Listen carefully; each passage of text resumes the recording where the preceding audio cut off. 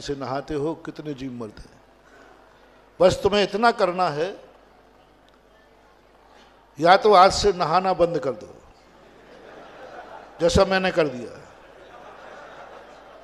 क्योंकि इतने जीव मरते हैं, एक बूंद पानी में इतने जीव 36,450। तो एक बाल्टी में कितनी बूंदें होंगी भैया, एक दिन गिन लेना। एक खाली बाल्टी लगना, उंगली से शाम तक तो होगी नहीं, उसमें 36,450 का गुणा कर देना। इतने जीव की हत्या करते हो तब तुम नहाते हो। सुन रहे हो रे हत्यारो, कितने जीव की हत्या। अब बोलो ये पाप कहां धोगे, कहां धोगे। और जल तुम्हारे नहाने के पहले पवित्र था, स्वच्छ था, और तुम्हारे नहाने के बाद वो गंदा हो गया। होता है कि नहीं, इतना गंदा हो गया कि तुम स्वयं भी नहीं छूते हो। तो जल बेटा तुम्हें ऐसा अभिशाप देगा, एक एक बूंद पानी को तरसोगे। जल कहता, रे पापी दुष्ट, मैंने तुझे मनुष्य समझाता श्रेष्ठ है, तेरी संगति में आकर के मैं और महान बन जाऊंगा, लेकिन तूने तो मुझे गंदा कर दिया। मैं पवित्र था, स्वच्छ था, तूने मुझे गंदा कर दिया। और जितना पानी तुम्हारे शरीर से निकलता है, नाली में बहता है, महानुभाव तुम्हें अभिशाप दे के जाता है। वो दिन आएगा तो एक एक बूंद पानी को तरसेगा, समुद्र समान पानी पी जाएगा तो भी प्यास नहीं बुझेगी, पर एक बूंद नहीं मिलेगा नरकों में। एक बूंद पानी नहीं। किसका अभिशाप है। आवाज नहीं, देखो मैं आप लोगों के लिए नहीं कर रहा हूं, मैंने आज पहले ही बोल दिया था, नहीं तो बाहर से सड़क पे ही बंद करो तो अच्छा है, या फिर मैं ही बंद कर देता हूं। आप नहीं, आप लोग नहीं उठे, अंदर वाले नहीं। बाहर जो अशुद्ध कपड़ों में बसता है वॉलेंटियर, वो संभाले उनको, या तो बाहर सड़क पे रोक दो, इनकी जरूरत नहीं है। महिलाओं को वहीं रोक दें,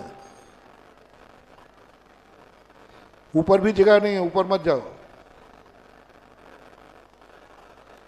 तो इस प्रकार की स्थिति, क्या बोल रहा था, पानी, तो वो जल का जो अभिशाप है महानुभाव, मान जाओ मेरी बात, आज से स्नान बंद कर दो। जब महावीर स्वामी ने हम मुनियों को सुनाया तो हमने तो कहा, भगवान मैं बिना नहाए रह जाऊंगा, मैं ये अभिशाप नहीं ले सकता हूं। बोलो, सबसे श्रेष्ठ है, आज के बाद तीकमण में कोई स्नान नहीं करेगा।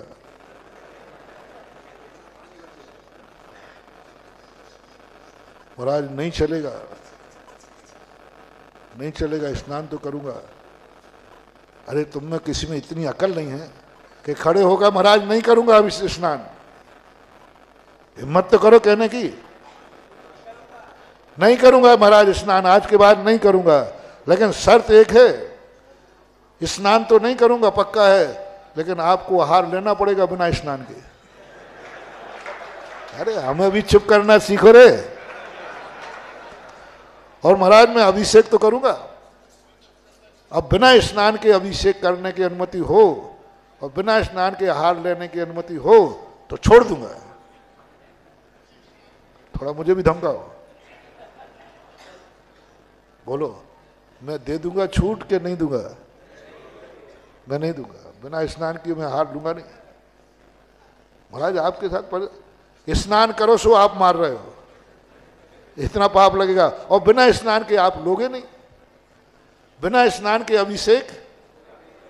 हाँ बस यही तो तुम्हें लाना था।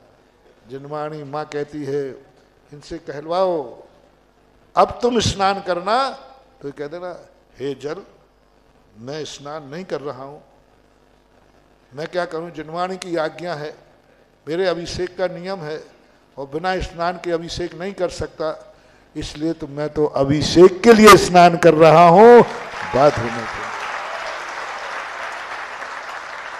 बाथरूम में नहाते समय भी पुण्य का बंद, क्योंकि वो स्नान किस लिए कर रहा है? अभिषेक।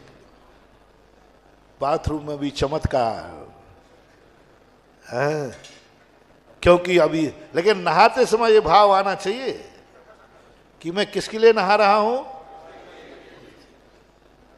तुम्हारा नहाना भी हो जाएगा और जल का वरदान और दिला दूं, या तो तुम इतने पवित्र हो जाओ कि जल तुम्हें छुए और गंधोदक हो जाए।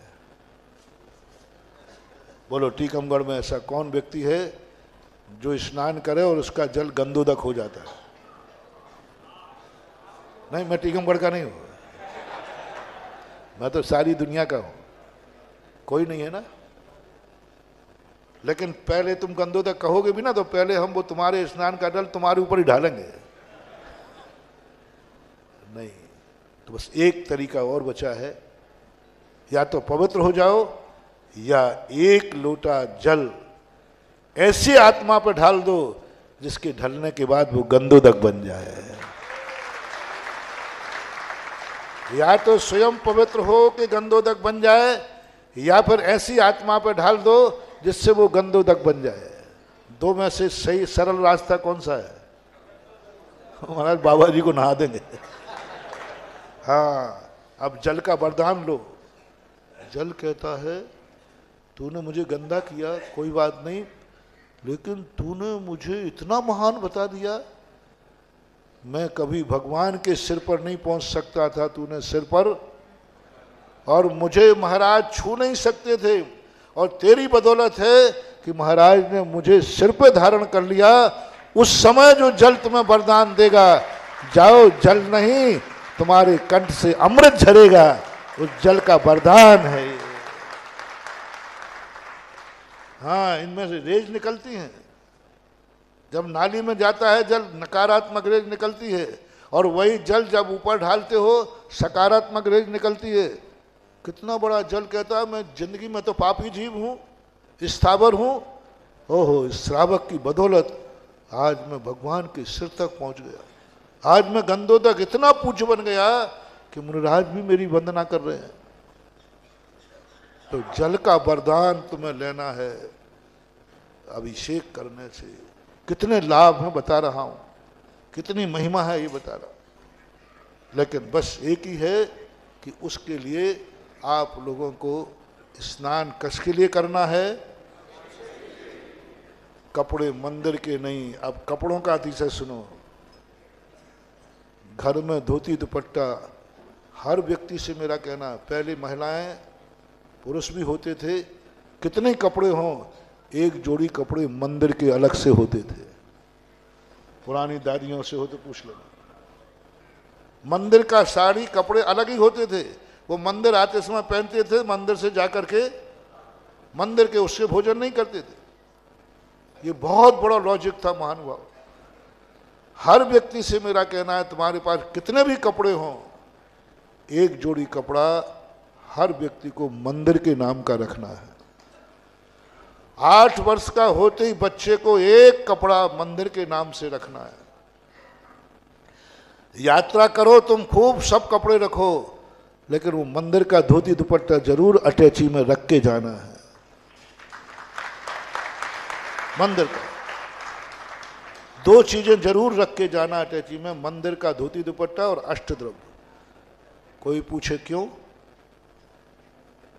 क्या पता रास्ते में चलते चलते कौन सा मंदिर मिल जाए तो क्या खाली हाथ दर्शन करूंगा?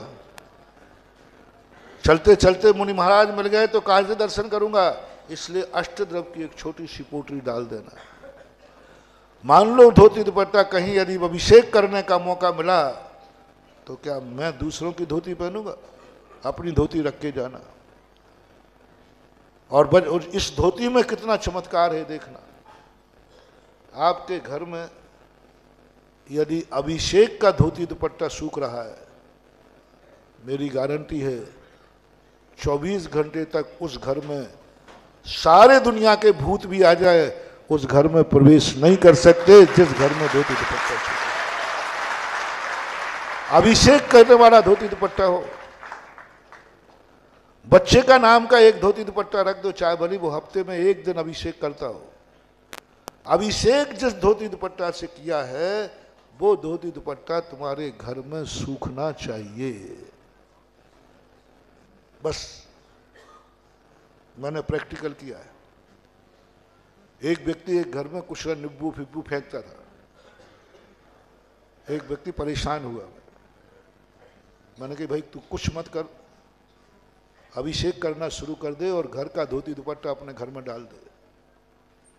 उसने डालना शुरू किया। कोई दिन होता है वो टोटका मोटका करने के लोग तांत्रिक, उस दिन उसने किया और जैसे उसने फेंका उसके घर में कुछ सामग्री जिसने फेंका था वो बेहोश हो गया और खूनी दस्त चालू हो गया। मेरी निगरानी में था। वो घबरा गए, उनके परिवार के लोग आ गए। मैंने कहा क्या किया था? सब बताया। तो महाराज ये तो मैं कई दिनों से कर रहा हूँ।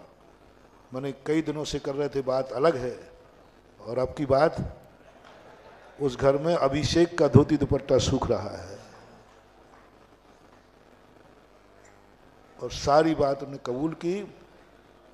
दोनों को नियम दिया अभिषेक का और आशीर्वाद। इतनी ताकत होती है मानव। जैनी के घर में कोई भूत आ जाए, ऊपरी बाधा हो जाए, असंभव। तुम जैनी हो ही नहीं, तुम जॉन हो। जैन साहब नहीं हो, जॉन साहब हो। अभिषेक का धोती दुपट्टा अपने घर में रखना। पुरुष कभी मांगलिक नहीं होता। 3 स्थानों पर पुरुष मांगलिक होता है। पुरुष कभी मांगलिक नहीं होता। या तो वो साधु बन जाए तो मंगल है, साहु मंगलम, और या फिर राजा बन जाए तो राजगद्दी पर बैठे और राज मुकुट हाथ में सिर पे हो और राजदंड हाथ में हो तो मंगल है। ये दोनों तुम नहीं हो, ना राजा हो ना एक मांगलिक रह गया।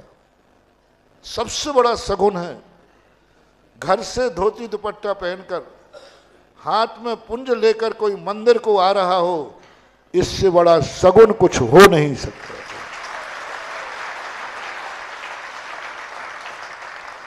कभी यदि आप कहीं यात्रा पे जा रहे हो और सामने से धोती दुपट्टा पहने हाथ में पुंज लिए है और वो मंदिर को आ रहा है, जाओ तुम्हारी फतेह है।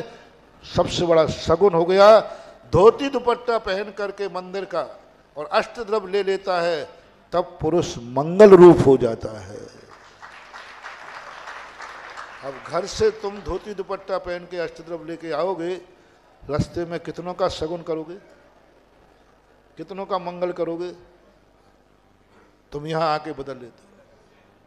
दूसरी बात, मंदिर में आओगे, मंदिर तुम्हें शुद्ध वस्त्र देता है और मंदिर को तुम गंदा करके लौटाते हो। मंदिर में गंदा करके लौटा रहे, मंदिर में शुद्ध वस्त्र। जब तुम आते हो तो मंदिर में कौन सा वस्त्र मिलता है? शुद्ध। और पहनने के बाद कौन धोएगा? मंदिर का माली, मंदिर का पानी। गंदा तुम्हारी गंदगी मंदिर में। मंदिर में कहीं भी स्नान गृह का उल्लेख शास्त्रों में नहीं है। वस्त्र सुखाने का कोई उल्लेख शास्त्रों में नहीं है, क्योंकि ये अपने शरीर की गंदा किया हुआ वस्त्र मंदिर की सीमा में नहीं धुलना चाहिए। अपने द्वारा किया हुआ गंदा वस्त्र कभी मंदिर की सीमा में नहीं धुलना चाहिए और मंदिर के पानी से नहीं धुलना चाहिए। अपना खुद के घर में जाके धो और वहां। अब मंदिर का धोती दुपट्टा है, पहली बात तो मंदिर का धोती दुपट्टा माली धोता है और कितनों ने पहना हुआ है वो? दूसरे का पहना हुआ दुपट्टा पहनना, कपड़े पहनना, ये दरिद्रता की निशानी है। दूसरे की उतरन कौन पहनता है? भाग्यहीन के भाग्यवान। तो दूसरे का उतरन है वो। घर में तुम अपने भाई का अंडरवियर नहीं पहनो और यहां वो धोती किस किसने पहनी है? और किसी खुजली वाले ने और पहनी है तो माली कैसे धोता है, बोलो ना। मंदिर के हमेशा धोती दुपट्टा में मैल निकलेगा, नहीं हो तो यहां का एक आध धुलवा के दिखवा लो, क्योंकि वो धुलते। मैला कपड़ा पहन करके भगवान का अभिषेक करना, छोटा सा भी मैल है और उस कपड़े से अभिषेक करोगे तो दरिद्रता की निशानी है। मैल नहीं होना चाहिए कपड़े, फटा हुआ कपड़ा नहीं होना चाहिए। फटे हुए कपड़े से अभिषेक करना दरिद्रता की निशानी है। 3 दरिद्रता की निशानी, दूसरे का उतरा हुआ, मैला और फटा हुआ, ये 3 कपड़े कभी नहीं पहनना। इसलिए अपने घर में जाओ, घर में धो, घर में सुखाओ। घर दूर है तुम्हारा मंदिर से तो एक टिफिन बना लो स्टील का, उस टिफिन में कपड़ा रख के लाओ, यहाँ गीली टॉवल करो और पहन लो, लेकिन पहन करके गाड़ी में बैठ के मत आना, जूते चप्पल पहन करके नहीं आना। ये विधि आपको ध्यान रखना है। यानी कपड़ा कौन सा हो, धोती दुपट्टा तुम्हारा स्वयं का होना चाहिए। और मंदिर का, दूसरी बात, मंदिर का धोती दुपट्टा पहना तो मंदिर का है वो निर्माल का दोष आएगा। मंदिर में यदि तुम्हें पहनना है तो पहले अपने नाम से 2 धोती दुपट्टा यहाँ रखो, उस पर अपना नाम लिखो, दूसरा ना पहन लेवे। और मंदिर में जिस कमरे में सुखाओ उस कमरे का किराया देना, हाँ, नहीं तो निर्माल का दोष। कपड़ा तुम्हारा सूख रहा है और मकान मंदिर का है, निर्माल का दोष। पानी मंदिर का है, निर्माल का दोष। लाइट मंदिर की है, निर्माल का दोष। अब सब कुछ मंदिर का है। अब यदि मंदिर में ही रखना है तो पहले तो 2 धोती और 2 दुपट्टा मंदिर को दो। कितने रुपया के आएंगे 2 दुपट्टा? अच्छे 1000 के। और प्रतिदिन 1 धोती दुपट्टा और अंडरवियर बनियान भी है मान लीजिए, तो धुलवाई कितनी लगेगी महीने का? 1 दिन की धुलवाई कितनी है? 10 रुपया। महीने के कितने हुए? साल भर के कितने हुए? 3600 और 1000, 4600 रुपया पहले मंदिर में जमा कराओ धोती दुपट्टा के, तब मंदिर के पहन पाओ। ये दान नहीं है, ये दान में नहीं आएगा, ये तो तुम्हारा धोती दुपट्टा का है। और अभी वो जिसमें खर्च सुखाओगे उस कमरे का किराया तो लिखा ही नहीं हमने। हाँ, ये सब आपका गंदा कपड़ा मंदिर में नहीं सूखना चाहिए। ये त्रिलोकीनाथ का मंदिर है, जहां वस्त्रों का कोई काम नहीं है, वहां तुम्हारा गंदा कपड़ा धुलता है और सूखता है। महानुभाव, ये गंदगी मंदिरों में मत करो, मत करो, मत करो। अपने खुद के धोती पर एक कार्य। दूसरा, ये दोष सबसे बड़ा दोष है जो गंधोदक में अभिषेक का अतिशय खत्म करता है। मंदिर के कपड़े पहनकर, गंदे कपड़े पहनकर अभिषेक करते हो और बाद में कहते हो अभिषेक में चमत्कार नहीं। दूसरा, अभिषेक का समय निश्चित होना चाहिए। मुसाफिर खाना मचा रखा है, कोई शाम को सुबह 5 बजे कर जाता है, कोई 9 बजे कर जाता है, जब मर्जी आए तब। ये मंदिर है, मुसाफिर खाने नहीं है। एक समय भगवान तुम्हारा इंतजार करें। कई मंदिरों में तो मैंने देखा, यहाँ पता नहीं है, कि भगवान सुबह 5 बजे से रखे जाते थाली में और रखे रहते गीली। 9 बज जाए, 10 बज जाए, भगवान रखे हैं। ये जीवित भगवान है महानुभाव, जीवित भगवान है। 2 घंटे तक यदि आपको गीला रखा जाए तो आपकी चमड़ी का क्या होगा? जिसने भगवान उठा के रखे हैं उसको जिंदगी में एक बार चर्म रोग जरूर होगा, क्योंकि उसने भगवान को गीला करके रखा है। और जिसके लिए रखे हैं वो भी बच नहीं पाएगा कि अभी फलाना व्यक्ति आ रहा है। कभी भूलकर गलती नहीं करना। लेट आने वाले लोग कहते हो 5 मिनट नहीं रुक सकते, तुम्हारे बाप का मंदिर है क्या? सुनो, तेरे बाप का नहीं, तेरे दादा की खबर लेता हूं मैं। 5 मिनट भी भगवान को इंतजार मत कराना महानुभाव। तुम इतने लाड साहब नहीं हो कि भगवान तुम्हारा इंतजार करें। 5 मिनट भी लेट हो रहे हो तो फोन कर देना, भाई भगवान मेरा इंतजार नहीं करे, आप भगवान को विराजमान कर दें, मैं तो आकर के चरण छू लूंगा और क्षमा मांग लूंगा। बिना अभिषेक के रह जाना, अपने लिए भगवान का इंतजार मत करवाना, मत करवाना, बहुत बड़ा पाप। बिना अभिषेक के रह जाना, मैं कह रहा हूं, अभिषेक का नियम है तो बिना अभिषेक का रह जाना, प्रायश्चित करना ना, एक माला फिर लेना, लेकिन भगवान तुम्हारा इंतजार करे, ऐसी गलती मत करना। मंदिर में जितने लोग हैं, रेगुलर अभिषेक कोई भी कितना ही करो, रेगुलर सुबह से लेकर शाम तक भी चले तो, लेकिन अंतराल गैप नहीं करना। आप लोग बताएं, शेयर करना, आप लोग नहाने के बाद टॉवल से शरीर पहुंचने का अंतराल कितना होता है? 2 मिनट भी नहीं, सिर का पानी पैरों तक नहीं पहुंचता था और टॉवल सिर पे आ जाती है। यही तरीका इनका होना चाहिए।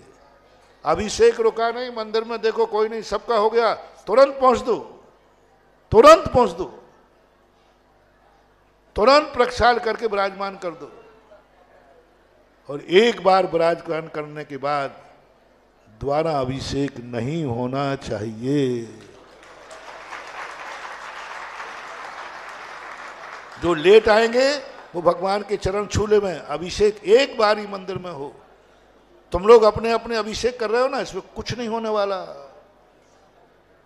जितने ज्यादा पूरी समाज जब मंदिर में बैठी हो, उस समय जो अभिषेक होता है वो उतना ही गुना चमत्कारी होता है। सपोज कीजिए एक व्यक्ति अभिषेक कर रहा है तो उस गंधोदक में कितने की भावना है, और यहां 1000 लोग बैठ करके देख रहे हैं तो उसमें कितने की भावना हो गई? 1000 गुना ज्यादा है, 1000 गुना ज्यादा होता है। सामूहिक अभिषेक का लोग बोलियां क्यों लेते मालूम है आपको? भीड़ कम हो तो बोली कम जाती है, और भीड़ ज्यादा हो तो तुम लोगों की क्या शिकायत है? अरे महाराज, मान कसाई के लिए लोग लेते हैं बोली, भीड़ देखकर नहीं। मैं भी पहले यही कहता था, जब शास्त्रों में पढ़ा, अरे मैंने कहा ये मान कसाई नहीं है, ये उस अभिषेक की कीमत है। कितने लोग देख रहे हैं उतना गुना अतिशय आएगा, इसलिए भीड़ की बोली बढ़ती है। ये मान कसाय नहीं, ये चमत्कार है। इसलिए मंदिर में अभिषेक सामूहिक अभिषेक होना चाहिए, एक साथ अभिषेक होना चाहिए, और एक काल निश्चित करो। पहले घंटे बजते थे, मालूम वो घंटे किस लिए बजते थे? जिस समय त्रिलोकीनाथ का, अब लोग मंदिर का अतिशय और घर घर का अतिशय। पहली बात तो जब मंदिर का अभिषेक चल रहा हो, कोई भी पुरुष वर्ग घर में नहीं रहेगा, मंदिर में रहेगा, क्योंकि उस समय मंदिर अंदर तो सकारात्मक एनर्जी छोड़ता है और बाहर नकारात्मक छोड़ता है, और बाहर निकली हुई नकारात्मक उन घरों में घुस जाएगी जो पुरुष होकर अभिषेक के समय सो रहा है। अभिषेक चल रहा है और तुम चाय पानी कर रहे हो, अभिषेक चल रहा है समय में तुम बाथरूम में हो, अभिषेक कर रहे हो और तुम बाथरूम में नहा रहे हो। महानुभाव, गलती मत कर देना, ऐसा दुख शुभ कर्म का उदय आ जाएगा, ला इलाज। दुनिया में कोई इलाज नहीं मिलेगा, क्योंकि तू अभिषेक मंदिर का था। पहले बाहर जो घंटा लगता था, अंदर नहीं लगता था, नक्काड़ खाने में बसता था, सबको मालूम चल जाता था आज अभिषेक का समय।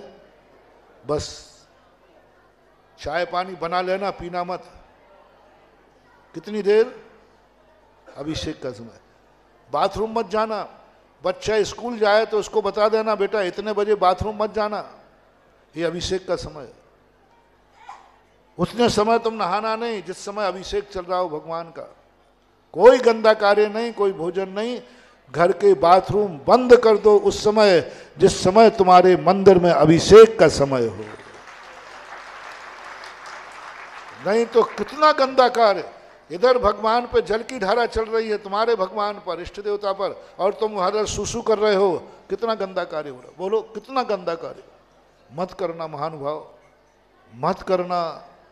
जोर से आ जाए तो पैंट भली गीला हो जाए, लेकिन बाथरूम में स्वयं नहीं करना क्योंकि इस समय मेरे भगवान का, और इसका चमत्कार देखना महानुभाव, चमत्कार देखना। बिना साधना के तुम्हें एक मंत्र देता हूं, कोई साधना नहीं करना। आप दिल्ली गए हैं, किसी ने कहा कि भाई चाय पी लो, नहीं साहब अभी नहीं पीऊंगा, 15 मिनट बाद पीऊंगा। बोले क्यों? बोले इस समय मेरे टीकमगढ़ में मेरे भगवान का अभिषेक चल रहा है। गजब गजब। दुकानदार कहेगा क्या बात है, तुम टीकमगढ़ वाले ऐसे लोग? अरे हमारे बाजू में मंदिर है, मैं तो आज तक नहीं गया। तुम दिल्ली में यहां चाय नहीं पियोगे। अब आप दिल्ली में हैं, दुकान पे हैं, और 15 मिनट का आपने सम्मान किया है, आप वहां भी अभिषेक करने का पुण्यबंध तुम्हें हो रहा है। आप ट्रेन में हैं, आपको बाथरूम जाना है, घड़ी देखिए, नहीं ये समय मेरे भगवान के अभिषेक का है। आप 15 मिनट ट्रेन में बाथरूम को रोक दीजिए, ट्रेन में बैठे बैठे आपको अभिषेक का पुण्य का बंध है।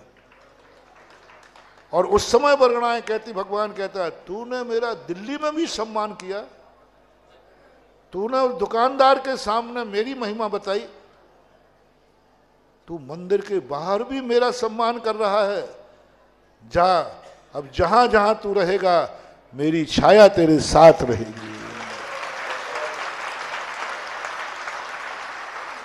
ये चमत्कार आप 6 महीने करके देख लीजिए, वो काल आपको ऐसा सिद्ध हो जाएगा, दिन भर की जितने भी तुम्हारे प्रश्न हो, 6 महीने बाद वो 15 मिनट जो अभिषेक का है ना, पवित्र किया, जिस 15 मिनट में हम खाएंगे नहीं, पिएंगे नहीं, बाथरूम जाएंगे नहीं, नहाएंगे नहीं, उस समय हम कुछ भी नहीं करेंगे, कहीं भी रहें, 6 महीने बाद आप देखना, दिन भर की जितनी झंझटें हों, वो 15 मिनट के अंदर ध्यान में बैठ जाना, आपको जो भी समाधान होगा, अच्छा हो या बुरा हो, आपको संकेत मिलना शुरू हो जाएंगे, काल की सिद्धि हो जाएगी।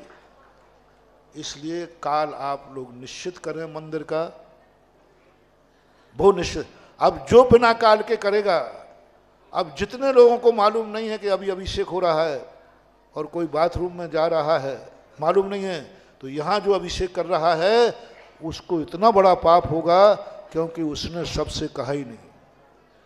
यदि तुम्हें अलग टाइम पे अभिषेक करना है तो पहले घर घर जाके कहो कि भाई इतने समय पर मैं अभिषेक करूंगा, बाथरूम मत जाना। ध्यान रखना। इसलिए अभिषेक का समय वो रखो जो पूरे मोहल्ले को मालूम होना चाहिए कि हमारे मंदिर का अभिषेक इतने बजे होता है। एक समय से एक एक करना है, सबसे महत्वपूर्ण विषय है। और नंदीश्वर मंदिर में और मंदिर में तुम मान जाओ तो अच्छी बात है, बाकी इस मंदिर में तो मैं टेक टू ऑर्डर भी दे सकता हूं,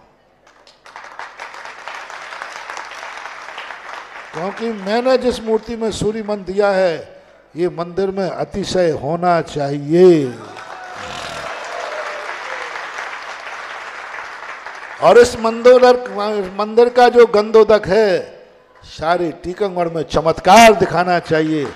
हर व्यक्ति कहे कि बीमारी आई है तो गंधोदक आदिनाथ धाम का लाके दो तो सबको ठीक हो जाए। इसलिए यहाँ अभिषेक की विधि उस मंदिर में भी ये एक टाइम फिक्स करना चाहिए। आप लोग कर रहे हो कि मैं बताऊं? अच्छा लोग, सुबह 7 बजे से लेकर शाम के 4:30 बजे तक कभी भी अभिषेक कर सकते हो।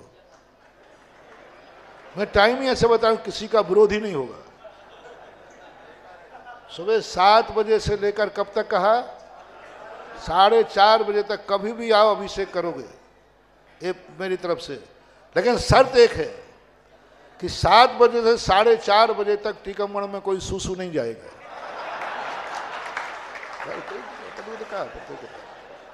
भगवान को मैं मना लूंगा। भगवान का क्या तमाशा मचा है, दिन भर में गीला बैठे हुआ। अरे भगवान, आप तो गीले ही बैठे रहते, ये बेचारे तो सूसू रो के बैठे हैं। कोई भोजन नहीं करेगा, कोई चाय पानी नहीं करेगा। कब से? क्योंकि अभिषेक का समय क्या है? 7 से 8:30। प्रस्ताव मंजूर हो तो ठीक है। इसलिए महानुभाव महानुभाव महानुभाव उतना समय निश्चित कर लो जितनी देर तुम सूसू रोक सको।